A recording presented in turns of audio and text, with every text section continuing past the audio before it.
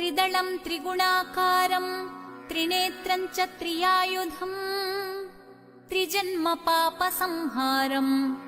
एकबिल्वं शिवार्पणम् त्रिशाखै बिल्वपत्रैश्च अस्चिद्रै कोमलैः शुभौ तव पूजां करिष्यामि एकबिल्वं शिवार्पणम् त्रिशाखै बिल्वपत्रैश्च अस्चिद्रै कोमलैः शुभौ तव पूजां करिष्यामि एकबिल्वं शिवार्पणम् कोटिकन्या महादानं तिलपर्वतकोटयः काञ्चनं शैलदानेन एकबिल्वं शिवार्पणम् काशीक्षेत्रनिवासं च कालभैरवदर्शनम् प्रयागे माधवं दृष्ट्वा एकबिल्वं शिवार्पणम् इन्दुवारे व्रतं स्थित्वा निराहारो महेश्वरः नक्तं होष्यामि देवेश एकबिल्वं शिवार्पणम् रामलिङ्गप्रतिष्ठा च वैवाहिककृतं तथा तटाकादि च सन्तानम् एकबिल्वं शिवार्पणम् अखण्डबिल्वपत्रं च आयुतं शिवपूजनम् कृतं नाम सहस्रेण एकबिल्वं शिवार्पणम् उमया सह देवेश नन्दिवाहनमेव च भस्मलेपन सर्वाङ्गम् एकबिल्वं शिवार्पणम् सालग्रामेषु विप्राणम् तटाकं दशकूपयो यज्ञकोटिसहस्रस्य एकबिल्वं शिवार्पणम् दन्तिकोटिसहस्रेषु अश्वमेधशतक्रतौ कोटिकन्या महादानम् एकबिल्वं शिवार्पणम् बिल्वानां दर्शनं पुण्यम् स्पर्शनं पापनाशनम् अघोरपापसंहारम् एकबिल्वं शिवार्पणम् सहस्रवेदपाठेषु ब्रह्मस्थापनमुच्यते अनेकव्रतकोटीनाम् एकबिल्वं शिवार्पणम् अन्नदानसहस्रेषु सहस्रोपनयनं तथा अनेकजन्म पापानि एकबिल्वं शिवार्पणम् बिल्वाष्टकमिदं पुण्यं यः पठेत् शिवसन्निधौ शिवलोकमवाप्नोति एकबिल्वं शिवार्पणम् त्रिदलं त्रिगुणाकारं त्रिनेत्रं च त्रियायुधं त्रिजन्म पापसंहारम् एकबिल्वं शिवार्पणम् त्रिशाखै बिल्वपत्रैश्च अस्चिद्रै कोमलैः शुभौ तव पूजां करिष्यामि एकबिल्वं शिवार्पणम् त्रिशाखै बिल्वपत्रैश्च अस्चिद्रै कोमलैः शुभौ तव पूजां करिष्यामि एकबिल्वं शिवार्पणम् कोटिकन्या महादानं तिलपर्वतकोटयः काञ्चनं शैलदानेन एकबिल्वं शिवार्पणम् काशीक्षेत्रनिवासं च कालभैरवदर्शनम् प्रयागे माधवं दृष्ट्वा एकबिल्वं शिवार्पणम् इन्दुवारे व्रतं स्थित्वा निराहारो महेश्वरः नक्तं होष्यामि देवेश एकबिल्वं शिवार्पणम् रामलिङ्गप्रतिष्ठा च वैवाहिककृतं तथा तटाकादि च सन्तानम् एकबिल्वं शिवार्पणम् अखण्डबिल्वपत्रं च आयुतं शिवपूजनम् कृतं नाम सहस्रेण एकबिल्वं शिवार्पणम् उमया सह देवेश नन्दिवाहनमेव च भस्मलेपन सर्वाङ्गम् एकबिल्वं शिवार्पणम् सालग्रामेषु विप्राणम् तटाकं दशकूपयो यज्ञकोटिसहस्रस्य एकबिल्वं शिवार्पणम्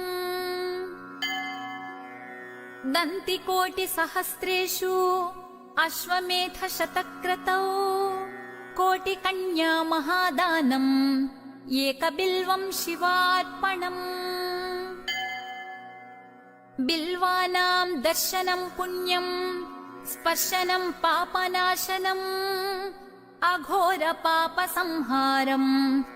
एकबिल्वं शिवार्पणम् सहस्रवेदपाठेषु ब्रह्मस्थापनमुच्यते अनेकव्रतकोटीनाम् एकबिल्वं शिवार्पणम् अन्नदानसहस्रेषु सहस्रोपनयनं तथा अनेकजन्मपापानि एकबिल्वं शिवार्पणम् बिल्वाष्टकमिदं पुण्यं यः पठेत् शिवसन्निधौ शिवलोकमवाप्नोति एकबिल्वं शिवार्पणम् त्रिदलं त्रिगुणाकारं त्रिनेत्रं च त्रियायुधम् त्रिजन्मपापसंहारम् एकबिल्वं शिवार्पणम् त्रिशाखै बिल्वपत्रैश्च अस्चिद्रैः कोमलैः शुभौ तव पूजां करिष्यामि एकबिल्वं शिवार्पणम् त्रिशाखै बिल्वपत्रैश्च अस्चिद्रैः कोमलैः शुभौ तव पूजां करिष्यामि एकबिल्वं शिवार्पणम् कोटिकन्या महादानम् तिलपर्वतकोटयः काञ्चनं शैलदानेन एकबिल्वं शिवार्पणम्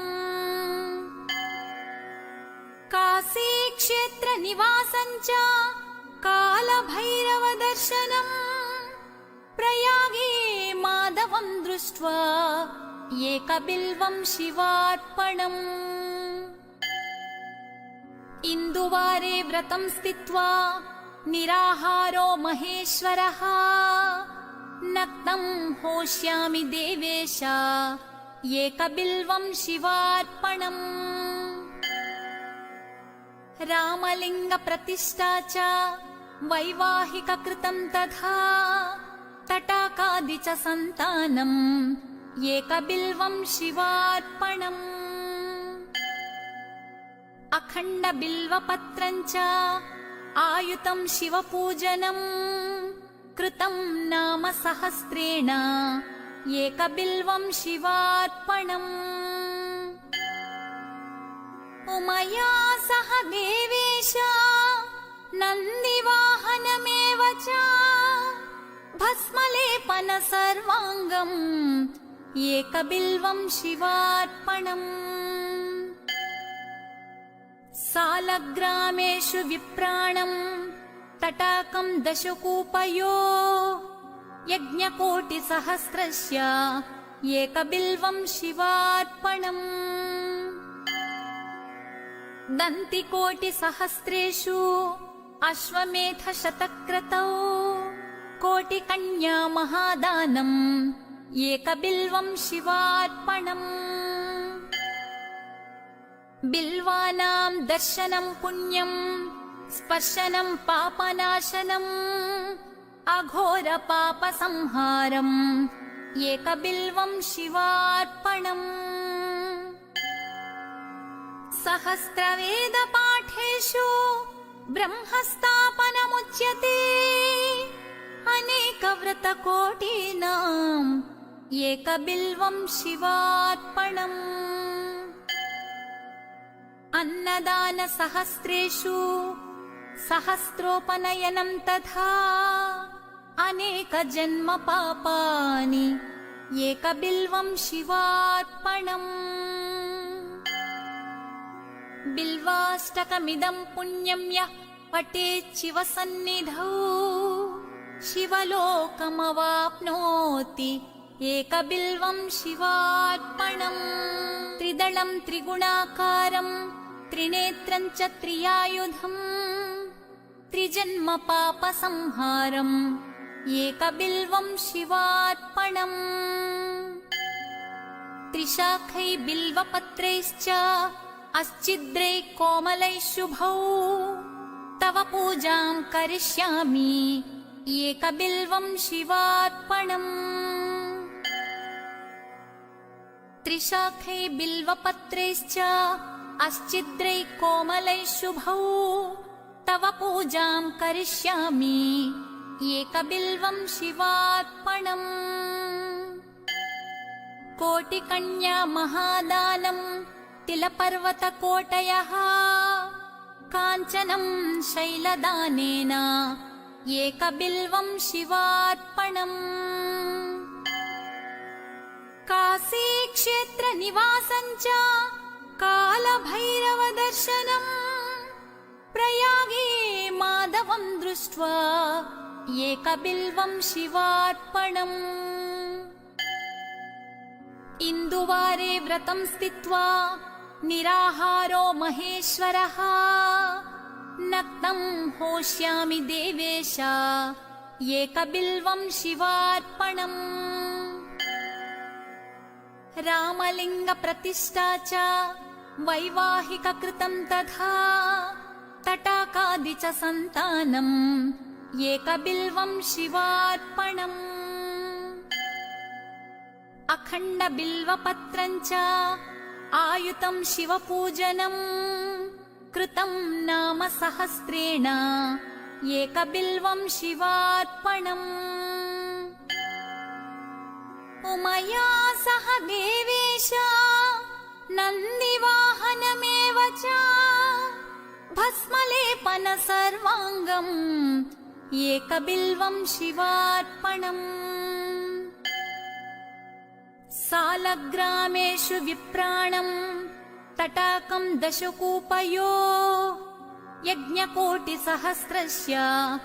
एकबिल्वं शिवार्पणम् दन्तिकोटिसहस्रेषु अश्वमेधशतक्रतौ कोटिकन्या महादानम् एकबिल्वं शिवार्पणम् बिल्वानां दर्शनं पुण्यं स्पर्शनं पापनाशनम् अघोरपापसंहारम् एकबिल्वं शिवार्पणम् सहस्रवेदपाठेषु ब्रह्मस्थापनमुच्यते अनेकव्रतकोटीनाम् एकबिल्वं शिवार्पणम् अन्नदानसहस्रेषु सहस्रोपनयनं तथा अनेकजन्मपापानि एकबिल्वं शिवार्पणम् बिल्वाष्टकमिदं पुण्यं यः पठेत् शिवसन्निधौ शिवलोकमवाप्नोति एकबिल्वं शिवार्पणम् त्रिदलं त्रिगुणाकारं त्रिनेत्रं च त्रियायुधम् त्रिजन्मपापसंहारम् एकबिल्वं शिवार्पणम् त्रिशाखै बिल्वपत्रैश्च अस्चिद्रै कोमलैः शुभौ तव पूजां करिष्यामि एकबिल्वं शिवार्पणम् त्रिशाखै बिल्वपत्रैश्च अश्चिद्रै कोमलै शुभौ तव पूजां करिष्यामि एकबिल्वं शिवार्पणम् कोटिकन्या महादानं तिलपर्वतकोटयः काञ्चनं शैलदानेन एकबिल्वं शिवार्पणम् काशीक्षेत्रनिवासं च कालभैरवदर्शनम् प्रयागे माधवं दृष्ट्वा एकबिल्वं शिवार्पणम् इन्दुवारे व्रतं स्थित्वा निराहारो महेश्वरः नक्तं होष्यामि देवेश एकबिल्वं शिवार्पणम् रामलिङ्गप्रतिष्ठा च वैवाहिककृतं तथा तटाकादि च सन्तानम् एकबिल्वं शिवार्पणम् अखण्डबिल्वपत्रं च आयुतं शिवपूजनम् कृतं नाम सहस्रेण एकबिल्वं शिवार्पणम् उमया सह देवेश नन्दिवाहनमेव च भस्मलेपन सर्वाङ्गम् एकबिल्वं शिवार्पणम् सालग्रामेषु विप्राणं तटाकं दशकूपयो यज्ञकोटिसहस्रस्य एकबिल्वं शिवार्पणम्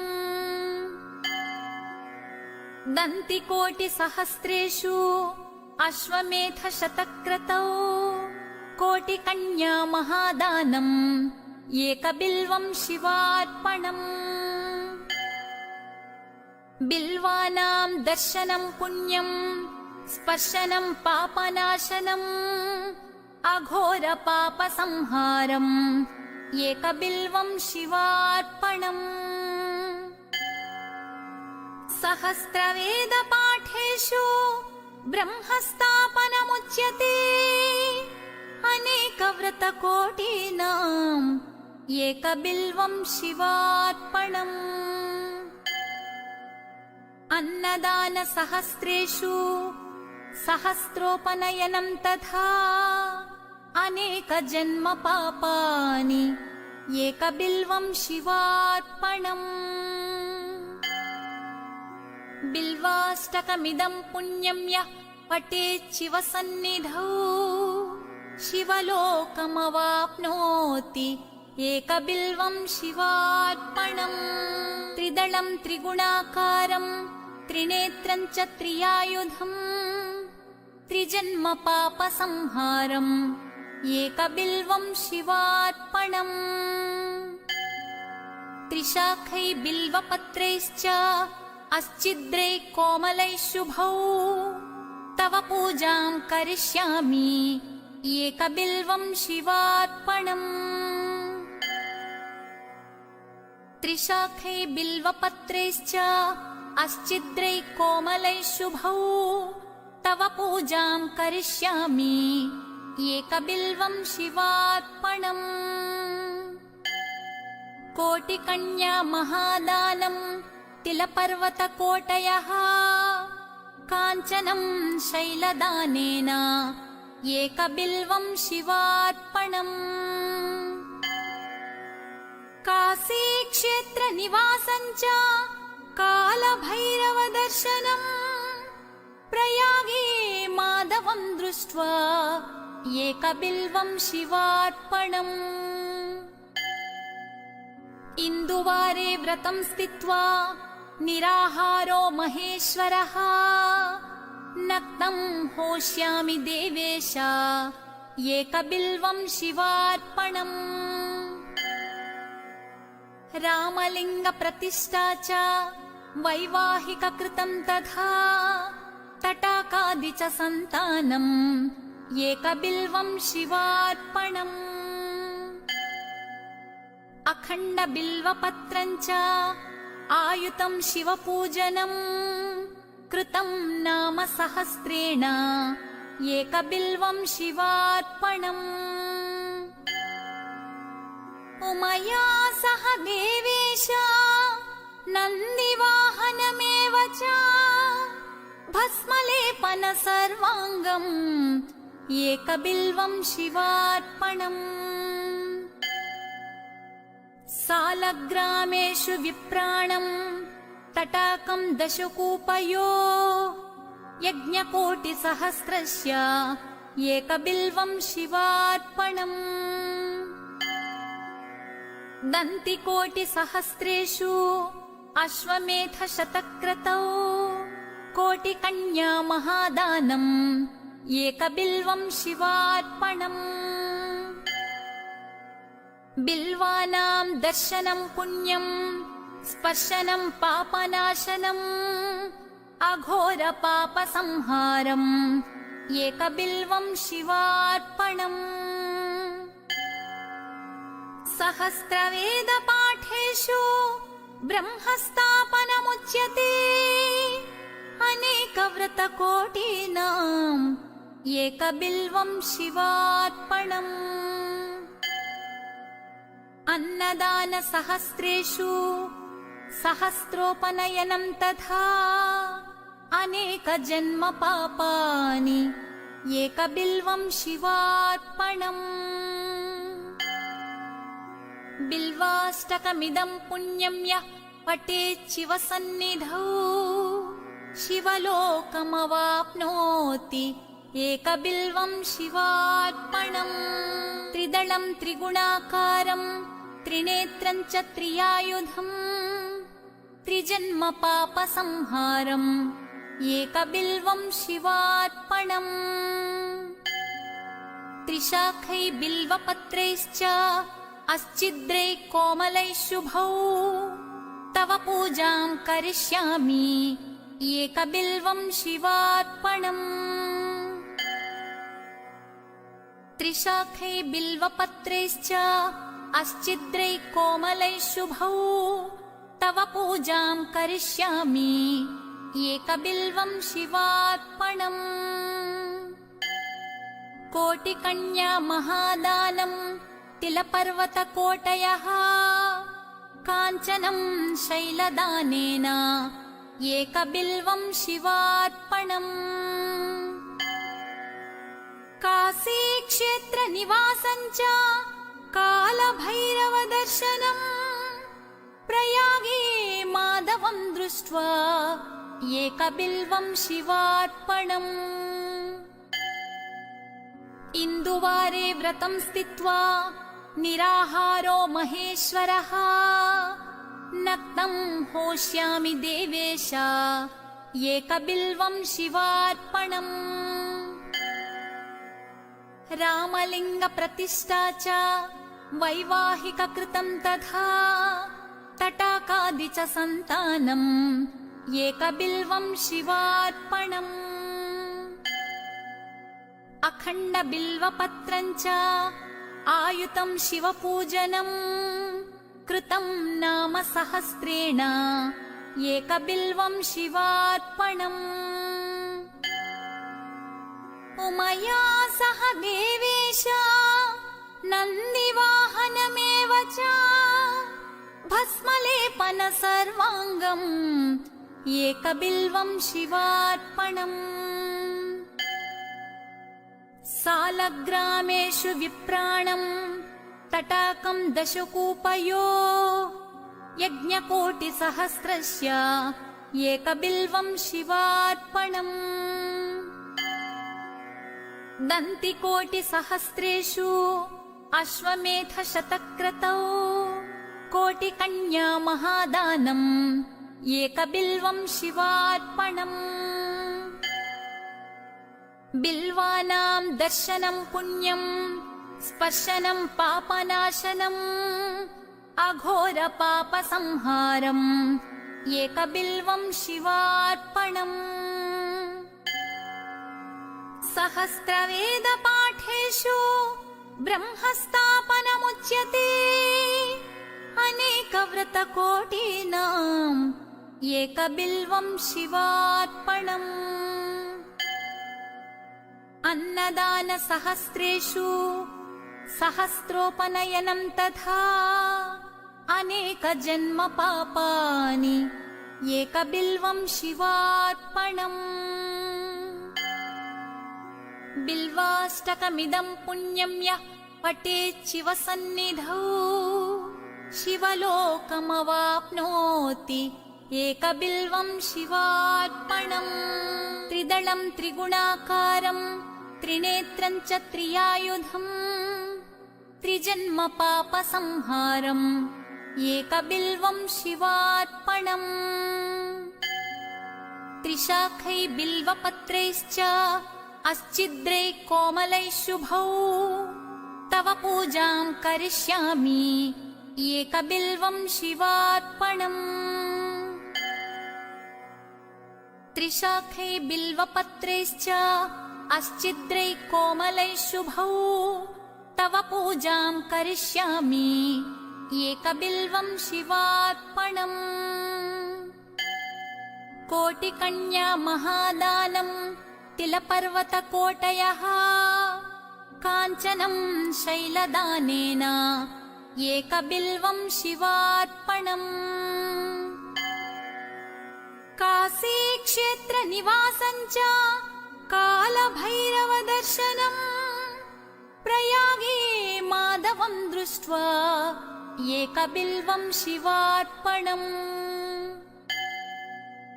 इन्दुवारे व्रतं स्थित्वा निराहारो महेश्वरः नक्तं होष्यामि देवेश एकबिल्वं शिवार्पणम्। रामलिङ्गप्रतिष्ठा च वैवाहिककृतं तथा तटाकादि च सन्तानम् एकबिल्वं शिवार्पणम्।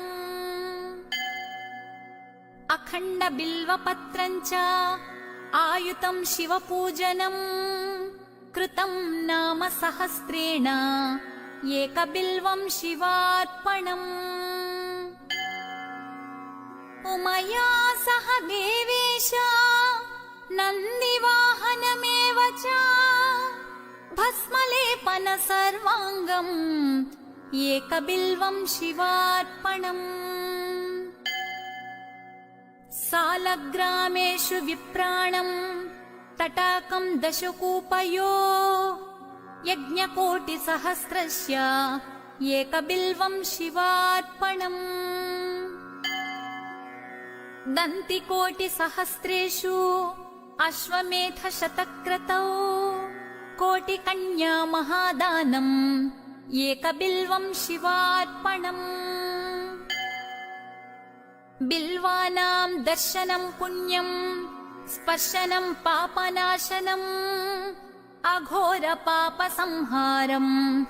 एकबिल्वं शिवार्पणम्।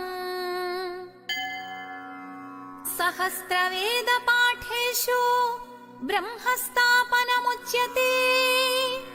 अनेकव्रतकोटीनाम् एकबिल्वं शिवार्पणम्। अन्नदानसहस्रेषु सहस्रोपनयनं तथा अनेकजन्म पापानि एकबिल्वं शिवार्पणम्। बिल्वाष्टकमिदं पुण्यं यः पठेत् शिवसन्निधौ शिवलोकमवाप्नोति एकबिल्वं शिवार्पणम्। त्रिदलं त्रिगुणाकारं त्रिनेत्रं च त्रियायुधम् त्रिजन्म पापसंहारम् एकबिल्वं शिवार्पणम्। त्रिशाखै बिल्वपत्रैश्च अस्चिद्रैः कोमलैः शुभौ तव पूजां करिष्यामि एकबिल्वं शिवार्पणम्। त्रिशाखै बिल्वपत्रैश्च अस्चिद्रैः कोमलैः शुभौ तव पूजां करिष्यामि एकबिल्वं शिवार्पणम्। कोटिकन्या महादानं तिलपर्वतकोटयः काञ्चनं शैलदानेन एकबिल्वं शिवार्पणम्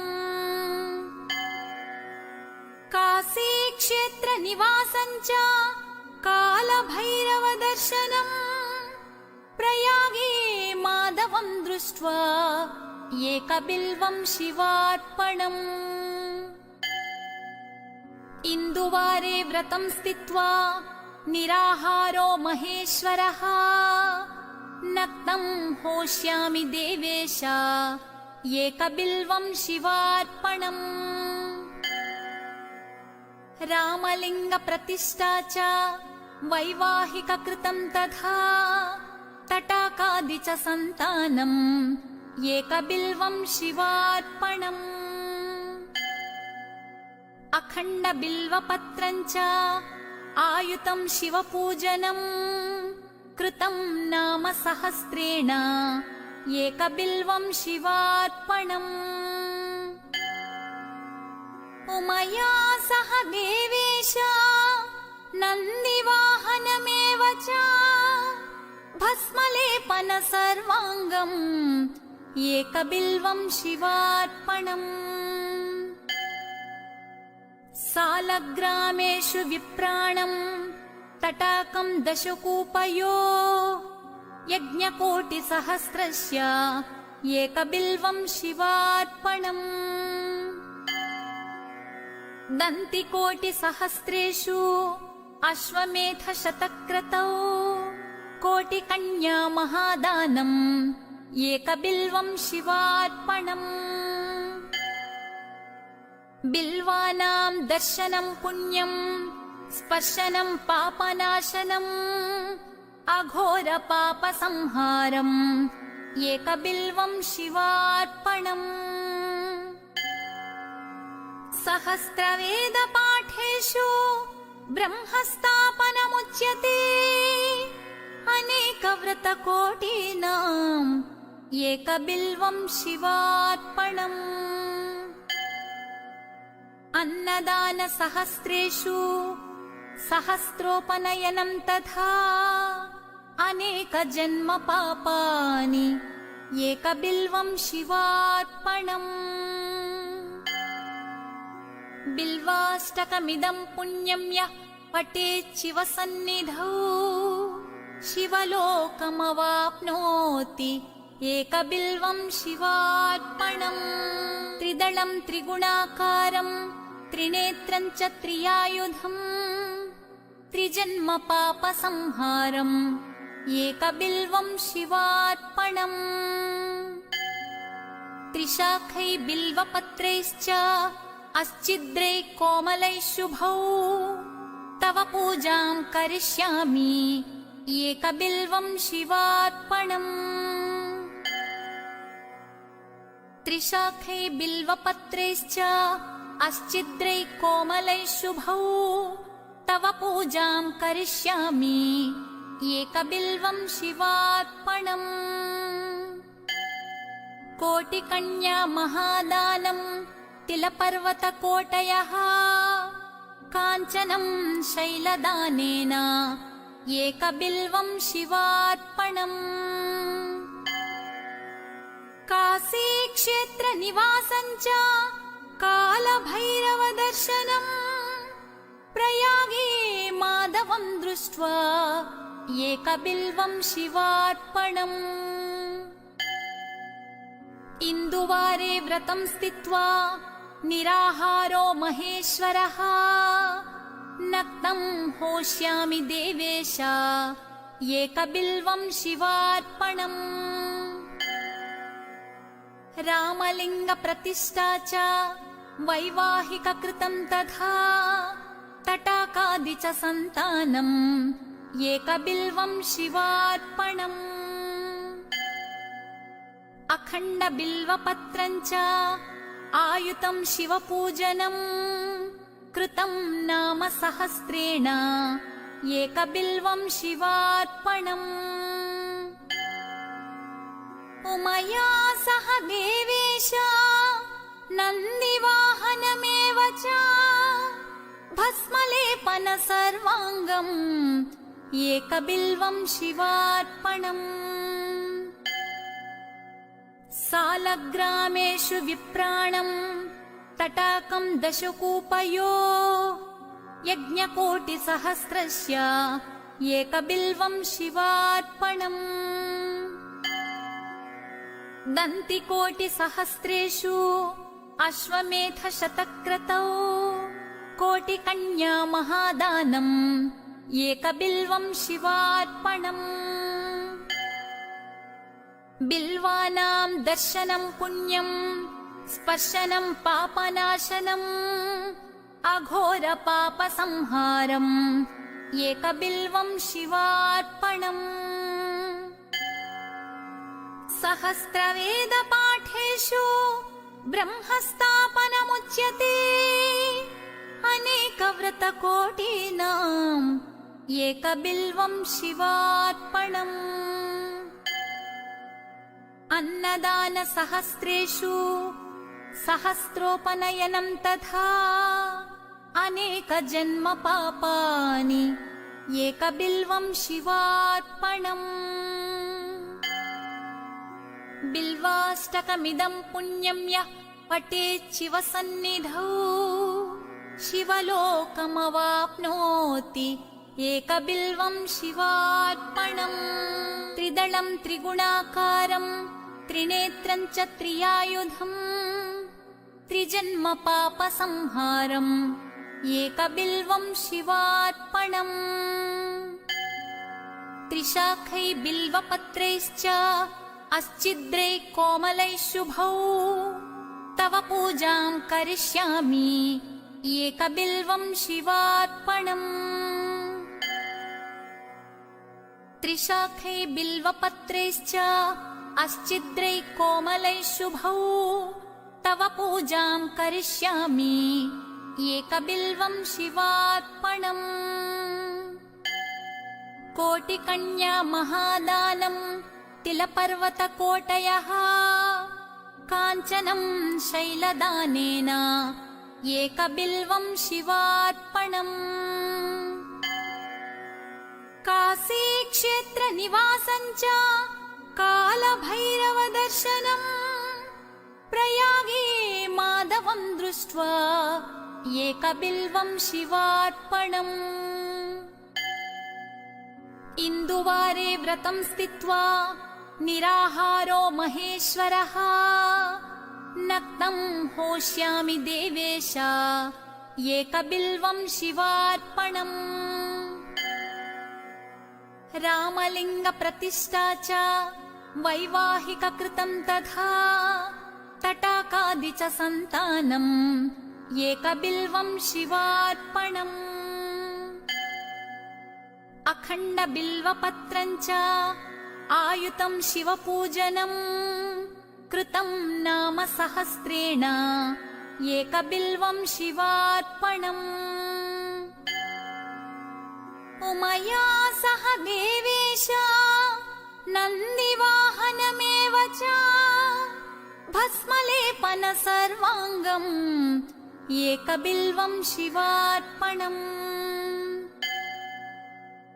सालग्रामेषु विप्राणम् तटाकं दशकूपयो यज्ञकोटिसहस्रस्य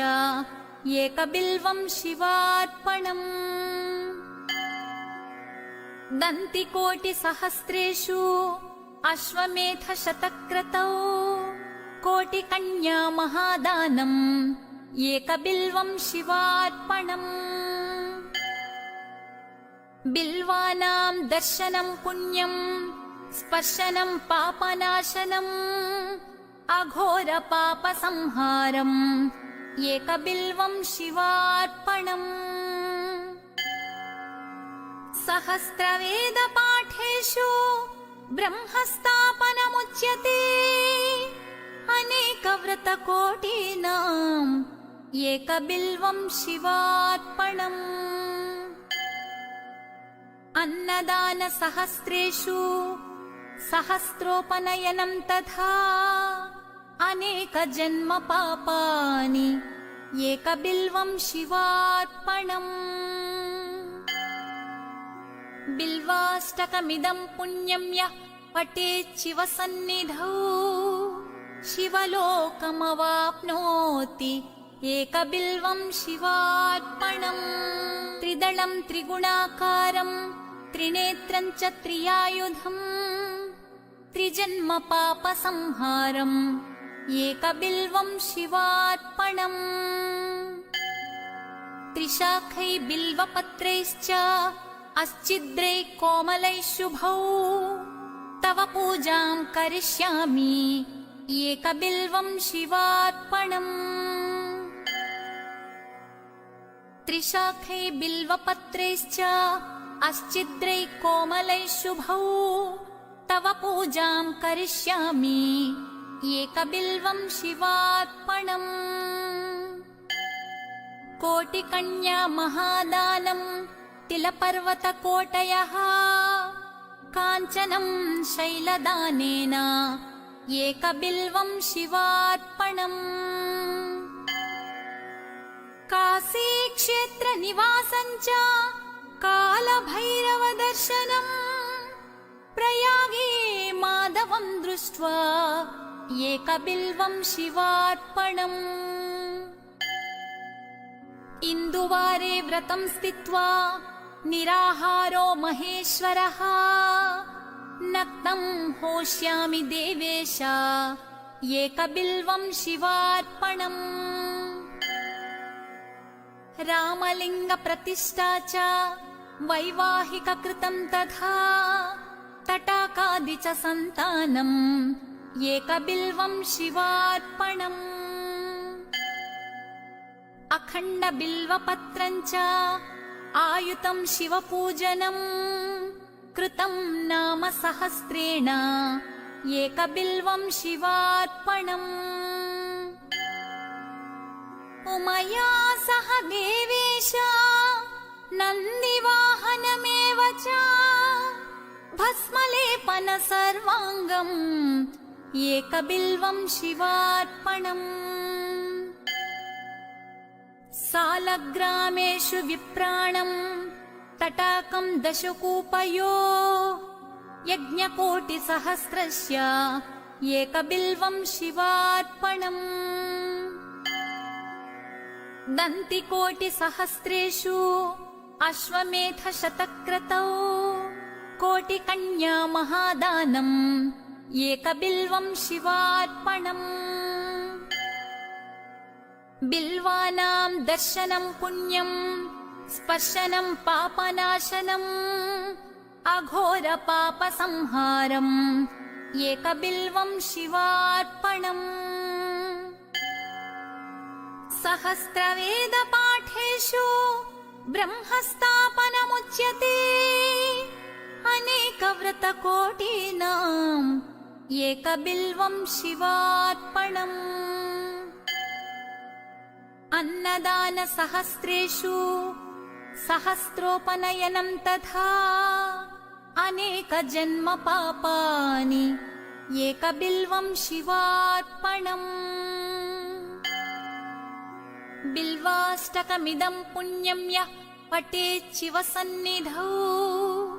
शिवलोकमवाप्नोति एकबिल्वं शिवार्पणम्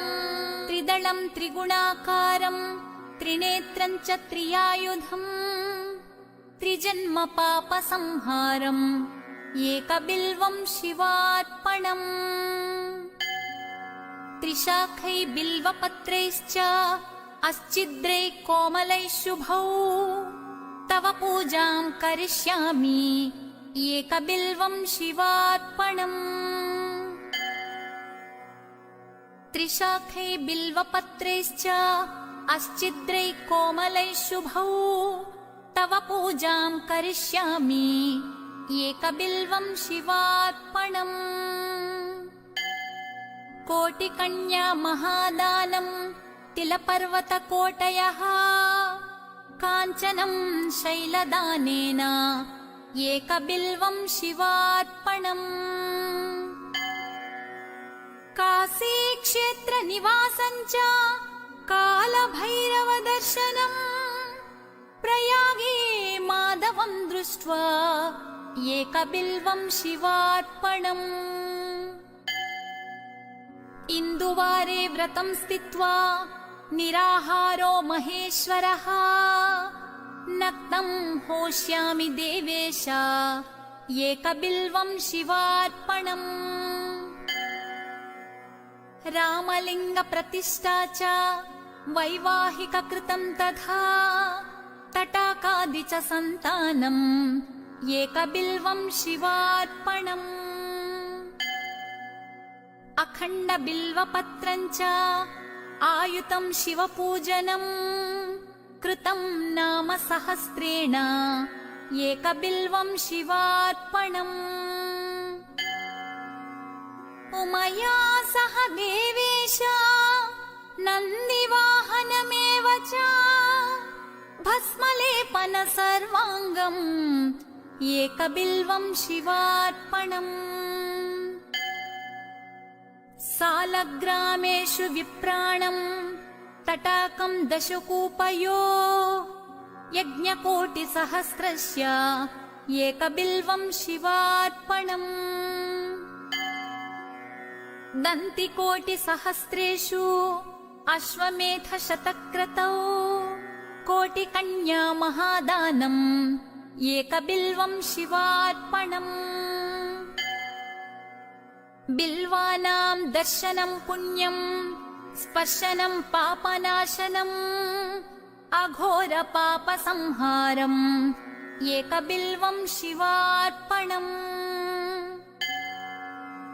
सहस्रवेदपाठेषु ब्रह्मस्थापनमुच्यते अनेकव्रतकोटीनाम् एकबिल्वं शिवार्पणम्। अन्नदानसहस्रेषु सहस्रोपनयनं तथा अनेकजन्मपापानि एकबिल्वं शिवार्पणम्। बिल्वाष्टकमिदं पुण्यं यः पठेत् शिवसन्निधौ शिवलोकमवाप्नोति एकबिल्वं शिवार्पणम्। त्रिदलं त्रिगुणाकारं त्रिनेत्रं च त्रियायुधम् त्रिजन्मपापसंहारम् एकबिल्वं शिवार्पणम्। त्रिशाखै बिल्वपत्रैश्च अस्चिद्रैः कोमलैः शुभौ तव पूजां करिष्यामि एकबिल्वं शिवार्पणम्। त्रिशाखै बिल्वपत्रैश्च अस्चिद्रैः कोमलैः शुभौ तव पूजां करिष्यामि एकबिल्वं शिवार्पणम्। कोटिकन्या महादानम् तिलपर्वतकोटयः काञ्चनं शैलदानेन एकबिल्वं शिवार्पणम्। काशीक्षेत्रनिवासं च कालभैरवदर्शनम् प्रयागे माधवं दृष्ट्वा एकबिल्वं शिवार्पणम्। इन्दुवारे व्रतं स्थित्वा निराहारो महेश्वरः नक्तं होष्यामि देवेश एकबिल्वं शिवार्पणम्। रामलिङ्गप्रतिष्ठा च वैवाहिककृतं तथा तटाकादि च सन्तानम् एकबिल्वं शिवार्पणम्। अखण्डबिल्वपत्रं च आयुतं शिवपूजनम् कृतं नाम सहस्रेण एकबिल्वं शिवार्पणम्। उमया सह देवेश नन्दिवाहनमेव च भस्मलेपन सर्वाङ्गम् एकबिल्वं शिवार्पणम्। सालग्रामेषु विप्राणम् तटाकं दशकूपयो यज्ञकोटिसहस्रस्य एकबिल्वं शिवार्पणम्। दन्तिकोटिसहस्रेषु अश्वमेधशतक्रतौ कोटिकन्या महादानम् एकबिल्वं शिवार्पणम्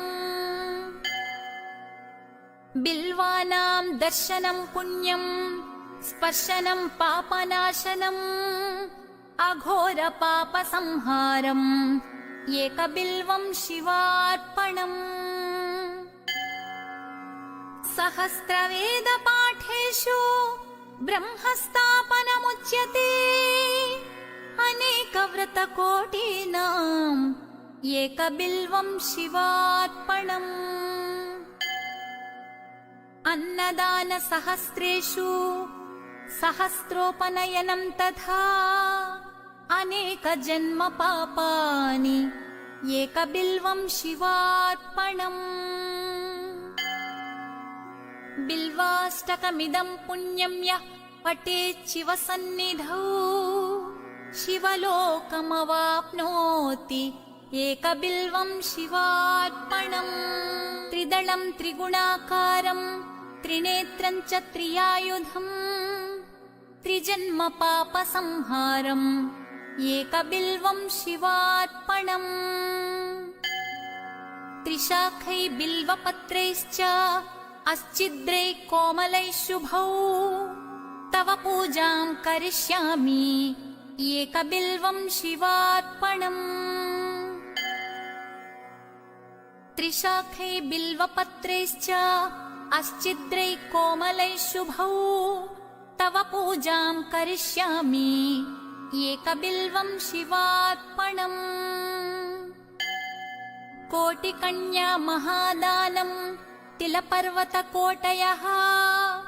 काञ्चनं शैलदानेन एकबिल्वं शिवार्पणम् काशीक्षेत्रनिवासं च कालभैरवदर्शनम् प्रयागे माधवं दृष्ट्वा एकबिल्वं शिवार्पणम् इन्दुवारे व्रतं स्थित्वा निराहारो महेश्वरः नक्तं होष्यामि देवेश एकबिल्वं शिवार्पणम् रामलिङ्गप्रतिष्ठा च वैवाहिककृतं तथा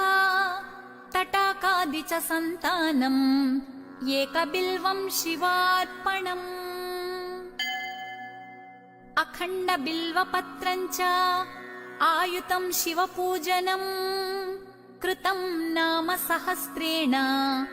एकबिल्वं शिवार्पणम् उमया सह देवेश नन्दिवाहनमेव च भस्मलेपन सर्वाङ्गम् एकबिल्वं शिवार्पणम् सालग्रामेषु विप्राणम् तटाकं दशकूपयो यज्ञकोटिसहस्रस्य एकबिल्वं शिवार्पणम् दन्तिकोटिसहस्रेषु अश्वमेधशतक्रतौ कोटिकन्या महादानम् एकबिल्वं शिवार्पणम् बिल्वानां दर्शनं पुण्यं स्पर्शनं पापनाशनम् अघोरपापसंहारम्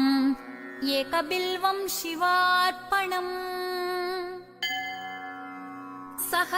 सहस्रवेदपाठेषु ब्रह्मस्थापनमुच्यते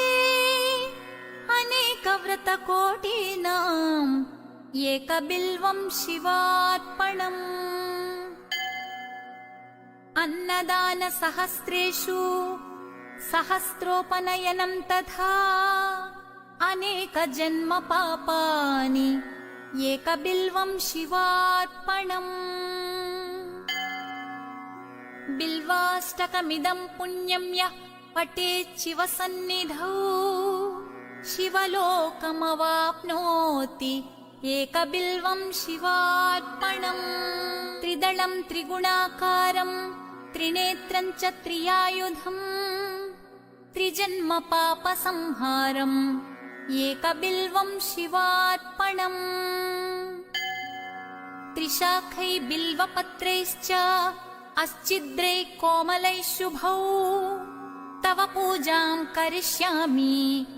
एकबिल्वं शिवार्पणम् त्रिशाखै बिल्वपत्रैश्च अस्चिद्रै कोमलैः शुभौ तव पूजां करिष्यामि एकबिल्वं शिवार्पणम् कोटिकन्या महादानं तिलपर्वतकोटयः काञ्चनं शैलदानेन एकबिल्वं शिवार्पणम् काशीक्षेत्रनिवासं च कालभैरवदर्शनम् प्रयागे माधवं दृष्ट्वा एकबिल्वं शिवार्पणम् इन्दुवारे व्रतं स्थित्वा निराहारो महेश्वरः नक्तं होष्यामि देवेश एकबिल्वं शिवार्पणम् रामलिङ्गप्रतिष्ठा च वैवाहिककृतं तथा तटाकादि च सन्तानम् एकबिल्वं शिवार्पणम् अखण्डबिल्वपत्रं च आयुतं शिवपूजनम् कृतं नाम सहस्रेण एकबिल्वं शिवार्पणम् उमया सह देवेश नन्दिवाहनमेव च भस्मलेपन सर्वाङ्गम् एकबिल्वं शिवार्पणम् सालग्रामेषु विप्राणम् तटाकं दशकूपयो यज्ञकोटिसहस्रस्य एकबिल्वं शिवार्पणम् दन्तिकोटिसहस्रेषु अश्वमेधशतक्रतौ कोटिकन्या महादानम् एकबिल्वं शिवार्पणम् बिल्वानां दर्शनं पुण्यं स्पर्शनं पापनाशनम् अघोरपापसंहारम् एकबिल्वं शिवार्पणम् सहस्रवेदपाठेषु ब्रह्मस्थापनमुच्यते अनेकव्रतकोटीनाम् एकबिल्वं शिवार्पणम् अन्नदानसहस्रेषु सहस्रोपनयनं तथा अनेकजन्मपापानि एकबिल्वं शिवार्पणम् बिल्वाष्टकमिदं पुण्यं यः पठेत् शिवसन्निधौ शिवलोकमवाप्नोति एकबिल्वं शिवार्पणम्